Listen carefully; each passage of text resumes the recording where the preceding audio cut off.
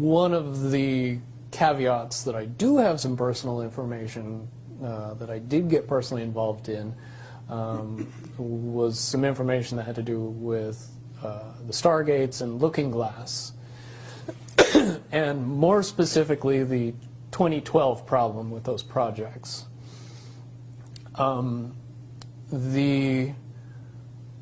I guess, popular opinion of what's out there right now is that the project was shut down because there was a problem when we approached 2012.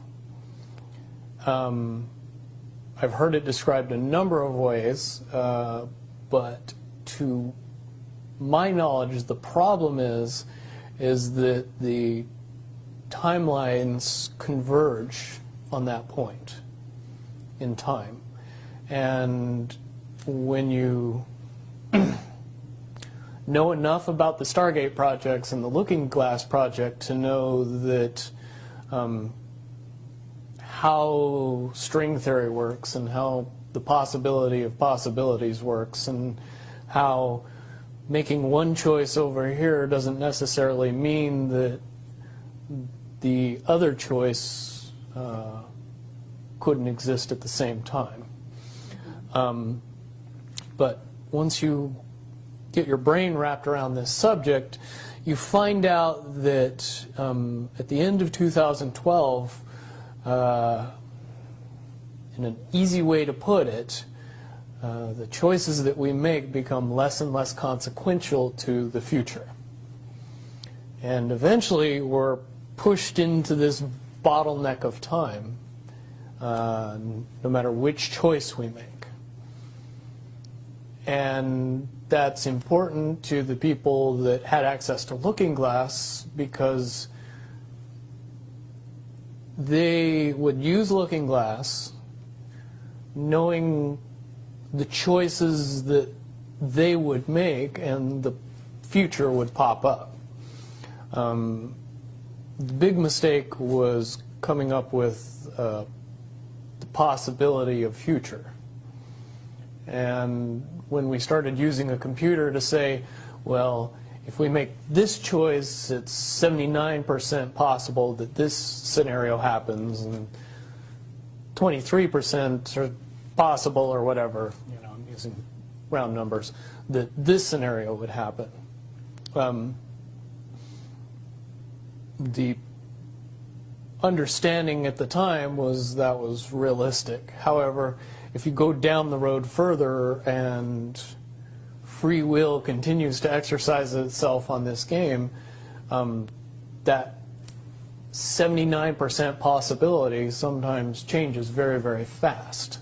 But if you look at the situation in a point of time, it seems very realistic that that's the greatest possibility. What happened was people, very smart people, began to figure out that something big was coming up. Something that made it so all the possibilities of all the future scenarios of any choice, any possibility that was fed in and observed through the Looking Glass inherently ended up in the same future. And no decision and no possibility changed past a certain point. That's the big secret. Okay, so is that certainly 2012 in your understanding? It well coincides with December 21st, 2012. So at that point, all possibilities lead to the same timelines. Rubicon. All possible timelines lead to the same basic set of history in the future. And what is that history to you? Did you know that, or did you find that out? That is the big question. That is the big secret. That is what sends everybody that has all of the information, that knows everything, into a blind panic. The people that know everything about Looking Glass, that have gotten all the reports and all the information, the elites of the world, probably figured out that that was the end of the game, and nothing could be manipulated beyond that point. So do you think that's held true? In other words, well, I have about 60 questions, but do you think that's true or holding true, that nothing can be manipulated, that they haven't found a way to manipulate, that that's still the case? I mean, this is knowledge that you would have gained back when? Back when I was in the military, it would have been before '97 when I got in trouble. And it was things that one of my particular areas that I was amazingly intuitive about is problem solving / mission planning, or more specifically, taking a bad mission and fixing it, getting everybody through and out of it. Troubleshooting an optimum future. Exactly. Certainly knowing how string theory and possible futures works makes it so you can work your mind very quickly to see the reality of what's happening and decide what decisions need to be made to change it for a particular outcome. Okay, but at a certain point you said that even the powers that be, so to speak, realized that having even abilities such as yourself, you're talking about, which they, in theory, had even using a computer or a looking glass. Right, they had to use a computer to do it. Right, so in essence, but at a certain point, it's still an end game. It's still, they cannot go beyond a certain point. At a certain point, after they're done hearing the computer tell them, this is what's going to happen, over and over and over and over again, all they become focused on is, how do we fix it? Why? What is the this that's going to happen? The you know that? inevitable contraction of the timelines. But what does that mean for this reality? Do you know that? I don't know that. What I do know is that I was called in and asked to solve this problem, this timeline contraction problem. And I eventually did my due diligence and did all the investigating, and basically only had one piece of information, and that was reinforcement. The computer's right. The timelines will contract down to some inevitable thing that you guys won't tell me about, so I can't help you. But it's, what you're basically, you came back with was, it is inevitable, whatever it is. There is an inevitable event. It's been forecast, it's been predicted, it's been fed to us in a slop trough of what they want us to believe will happen. But they don't actually However, know. they don't actually have control over what happens. They only have control over the reaction, and it seems that no matter what they try to do to cause their desired reaction, it's going to have an opposite effect. Interesting. Now, it's much, much easier for me to explain today what that process is as opposed to back then. But if I had to give it a name, I would say it's the awakening process. It's an evolution of consciousness that cannot, will not, and no matter what decisions or possibilities are injected into the equation, eventually it all resolves down to us all learning the truth and becoming aware of this massive dam of lies that has been built that keep us from knowing massive volume of information that we should otherwise possess. Okay, well that's very, very monumental to be told that from a person in your perspective, who's had your background and your exposure. Is it your understanding that the notion that looking glass has been, you know, that there are various looking glasses around the globe supposedly that, according to Dan Burish, were shut down. Is it your understanding they're actually not shut down? I believe that they're shut down because they are all saying the same thing, and so it's like they're completely useless at this point. Is what you're saying. Right. It's like the Wicked Witch, you know, looking into the, you know, magic mirror and always getting the same answer. Well, if you were always getting the exact opposite of the answer that you wanted, you'd stop talking to the mirror. And that's essentially what happened with Looking Glass. Is no longer, not only did they not want people to use it anymore because they knew it was just going to burp out the same thing, but at the same time they didn't want anybody else to know what it was saying, I'm sure. Because that they would lose control. Because that information was of a monumental concern when I was in the military about how to prevent this inevitability. Now, at first I thought it was end of the world. Now I see end of the world as end of their world. Well said. Okay, but are you aware, do you know the difference between Looking Glass and the yellow cube? Yes. Okay, and are you aware of what happened to the yellow cube and how it was used and so on? I believe that the yellow cube still exists. I can't say for certain if it's on this planet, but I would say that it's definitely protected from use at this point. Okay, well that coincides with the testimony we got. Can you also verify that leaders of... But let me say one thing about the yellow book and its differences with Looking Glass.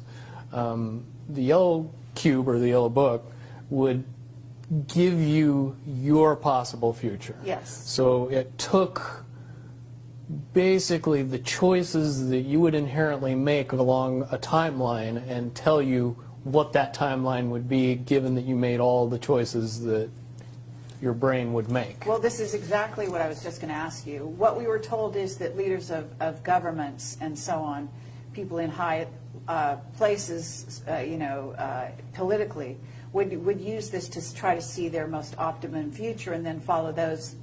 So they were using it to enhance their wealth, et cetera, Yeah. in a very egotistical way. And that was part of the problem with it. And that supposedly one of the specific things we were told had to do with Hillary. Are you aware of any of that? You mean the 2012 protection for her? Well, will you tell me what you know? I don't have any first-hand knowledge of this. This is all back alley information. But one of the last predictions that was put out by the yellow cube was that for all intents and purposes, and this is just my level of understanding, is that Hillary Clinton would be president in 2012. And when the yellow cube is involved, it leads me to question what I know about Looking Glass and string theory along with that. The first question that anybody that knew anything about the process would know is who was using the cube Right. when it made that prediction. If I knew that, then I could tell you why it would predict what it predicted. Wasn't there also an issue with, I'm not sure, but in using the yellow cube, yellow book, however you want to term it, that they actually had to use it through an intuitive who had a high vibration, had to be in the vicinity to, in a sense, be the go-between between the person who wanted to use the cube Right. and the cube itself. Because normally they didn't have the vibration necessary. Correct. And that is a process that would prevent anomalies from popping out in predictions. But it wouldn't completely... No, and I'll tell you why. If it was used properly by somebody that knew how to use it and could eliminate their thought process from the machine's effective use, it would be very easy to get an exact, what future holds. Right. However, anybody that has that ability would inherently know that that information could not be given and would be protected. And that inherent notion would inject something into the yellow cube or the yellow book that would give an inaccurate statement. Just by the person that's using its intuition saying, if I tell the truth, it'll be bad. So the higher levels pick up on that, throw out a different scenario that Right. isn't the truth. It's in a sense the feedback loop gets dirtied somewhere along the line by exposure. And that's why those pieces of technology should have never been used by humanity in its current level of understanding. Because for all intents and purposes, the technology doesn't work right when we use it. Right. I totally get that. Okay, so to get back to Looking Glass and the possible futures that they do converge, and the notion of, is there anything else that you can tell us, that you would want to tell us about that and the rest of the laundry list of sort of information that you had direct exposure to, either for yourself or through someone that you had vetted? The biggest cherry on top of all this conversation would be a synopsis to say that if I could convince everybody out there that for all intents and purposes, what we believe to be true eventually becomes true. If somebody convinces us that a major disaster is going to happen in the very near future, a major disaster happens in the very near future. If we don't buy into that fear and accept that there is really nothing that we know is going to happen, and accept of whatever happens, that makes the convergence of the timelines happen as naturally as possible. Any attempts to try to go away from this one inevitable conclusion, I again see as a new beginning, an end of this reality, the beginning of something that we can't even possibly understand based on the level of our beliefs currently. But when all that information comes flooding out, there's going to be no denying what's true and what's a lie or what's illusion. We won't have the choice to believe that 9/11 happened because of a bunch of terrorists, because we'll know exactly what's happened.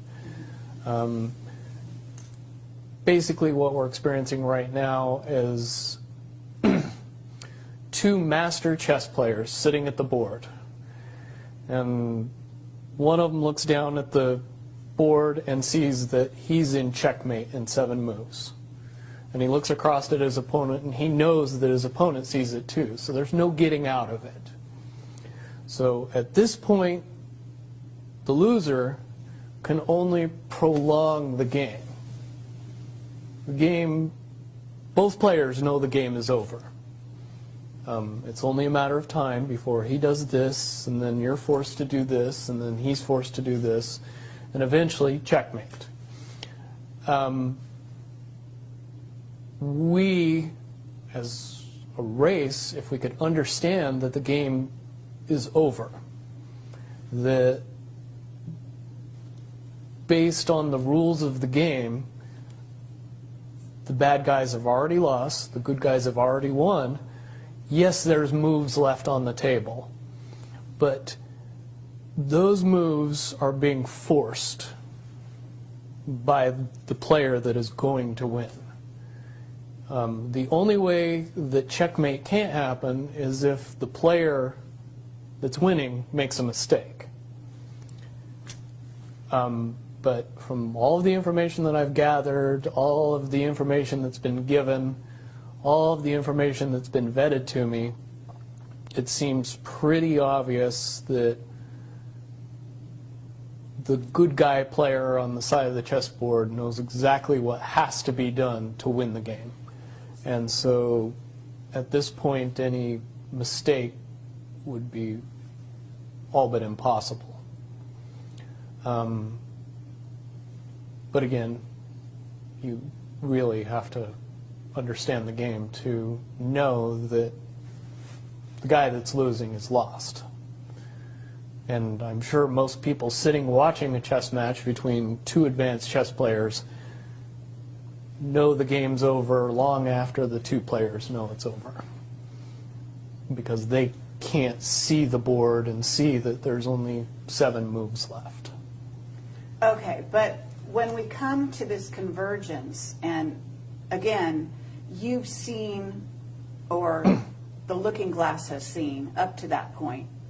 Now, let me say why I believe that it comes down to one inevitability, is because I was entrusted in getting it down to 2 possibilities. And I've heard both of those possibilities talked about in massive proportions, the good and the bad. Okay, do you want to talk, so can you in one sentence say what the good was and the bad was, or are you able to do that? To most easily put it to people, I suppose. One scenario is what most people would understand to be ascension, or an evolution of consciousness that brings us out of the cocoon and turns us into a butterfly. Timeline 2 is some kind of major global catastrophe that drives most of us underground and leaves a few of us on top to fend for ourselves. Very well put. Okay, so I would imagine, and you can... But I would also like to point it out that they call timeline 2, timeline 2. It seemed very odd to me that even back then it was identified as not 1. And that okay. one is the didn't get talked about. Okay, 1 is the one that involves what in essence would be ascension, or moving into, from the cocoon to the butterfly. Okay, but I believe, based on what you're telling me, that they would have used a lot of people like you that had a proclivity for being able to see the future, to be what is sort of an advanced psychic remote viewer, whatever you want to call that, and looking glass, to posit these potential futures, to go up to that point and to view it, and that you're just one of many. Wouldn't you agree? I would agree. And back in 1991, when I began my little adventure in the military, I would say that it was pretty obvious that there wasn't very many of us.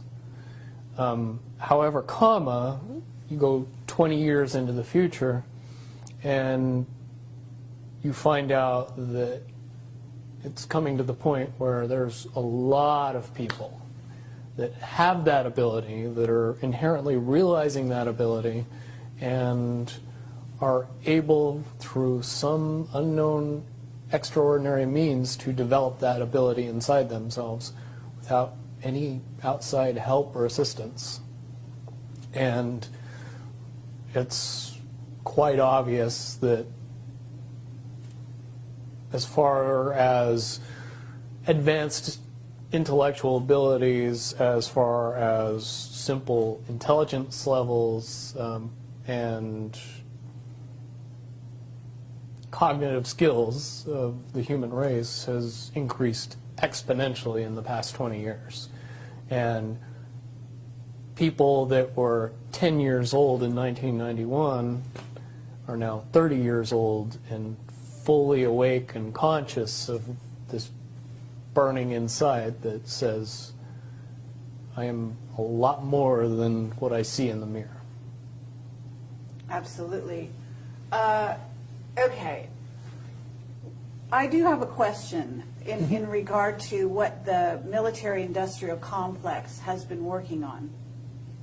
Because with the knowledge that you say they have, assuming that they have this level of knowledge that you're talking about, right? In other words, of the timelines converging and the fact that there was going to be something.